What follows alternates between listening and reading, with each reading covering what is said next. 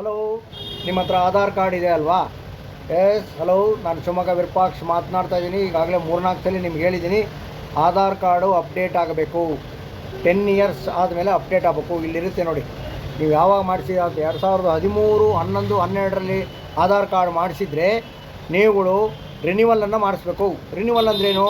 Photo ಬೇರೆ ಮಾಡಿಸ್ಬೇಕು, ಹೆಬ್ಬೆಟ್ಟು ಗುರುತುಗಳನ್ನ ತಗೊತಾರೆ, ಕಣ್ಣಿನ ಐರೈಸು ದಾಖಲೆನ ತಗೊತಾರೆ, ಬ್ಯಾಂಕ್ಗಳಿಗೆ ಜವಾಬ್ದಾರಿಯನ್ನು ಕೊಟ್ಟಿದ್ದಾರೆ. ಆಧಾರ್ ಎಲ್ಲಿ ಕರೆಕ್ಷನ್ ಮಾಡ್ತಾರೆ, ಎಲ್ಲಿ ಎನ್ರೋಲ್ಮೆಂಟ್ ಮಾಡ್ತಾರೆ, ಅಲ್ಲಿ ಹೋಗಿ ನೀವು ಆಧಾರ್ ಕಾರ್ಡನ್ನ ಕರೆಕ್ಷನ್ ಮಾಡಿಸ್ಬೇಕು. ಅದಕ್ಕಿಂತ ಮುಖ್ಯವಾದ ವಿಚಾರ ಏನು ಅಂತಂದರೆ, ನಿಮ್ಮ ಆಧಾರ್ ಕಾರ್ಡ್ ಒಳಗೆ ಯಾವುದೇ ಥರದ ದಾಖಲೆಗಳಿಲ್ವಂತೆ. ಆದ್ದರಿಂದ ಅದರ ಒಳಗಡೆ ಆಧಾರ್ ಕಾರ್ಡ್ ಒಳಗಡೆ ನೀವು ದಾಖಲೆಗಳನ್ನು ತುಂಬಬೇಕು. 50 ದಾಖಲೆಗಳನ್ನು ಕೊಟ್ಟಿದ್ದಾರೆ. ಅದು ಯಾವುದ್ಯಾವುದಪ್ಪ ಅಂದರೆ ವೋಟರ್ ಐ ಡಿ, DL ವಗೇರೆ ವಗೇರೆ ವಗೇರೆ ಎಲ್ಲ ಕೊಟ್ಟಿದ್ದಾರೆ. ಜೂನ್ 14ನೇ ತಾರೀಕುವರೆಗೂ ಟೈಮ್ ಕೊಟ್ಟಿದ್ದಾರೆ. ಜೂನ್ 14 ನಂತರ ಎಕ್ಸ್ಟ್ರಾ ಚಾರ್ಜಸ್ ಮಾಡ್ತಾರೆ ಆಧಾರ್ ಪ್ರಾಧಿಕಾರದವರು. ಆದ್ದರಿಂದ ದಯಮಾಡಿ ನಾನು ಶಿವಮೊಗ್ಗ ವಿರೂಪಾಕ್ಷ ನಿಮಗೆ ವಿನಂತಿಯನ್ನು ಮಾಡ್ಕೊತಾ ಇದ್ದೀನಿ, ನೀವುಗಳು ಆದಷ್ಟು ಜಲ್ದಿ ನಿಮ್ಮ ಆಧಾರ್ ಕಾರ್ಡನ್ನು ರಿನ್ಯೂವಲ್ ಮಾಡಿಸಿಕೊಳ್ಳಿ, ನವೀಕರಿಸಿಕೊಳ್ಳಿ.